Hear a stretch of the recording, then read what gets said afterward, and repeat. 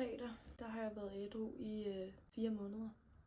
Og det er slet ikke til at fatte. Det er det virkelig ikke. Jeg er virkelig, virkelig stolt over mig selv. Jeg skal også på ferie i 2 uger sammen med min familie. Det bliver den første ferie, hvor jeg ikke skal drikke. Og det er jeg egentlig ikke nervøs for. Ja, det er helt skørt at tænke på, at alt det, der har ændret sig. Jeg er ikke nervøs for, om jeg skulle falde i. Jeg elsker at snakke om det, og jeg elsker, at jeg kan snakke om det nu.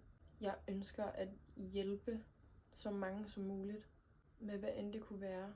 Om det er noget mentalt, der er svært, om det er misbrug, vejen ud af misbrug. Jeg vil så gerne hjælpe, og det er virkelig det, jeg brænder for. Og det er helt skørt at tænke på, hvordan jeg havde det for 4 måneder siden. Hvordan tingene bare har vendt sig.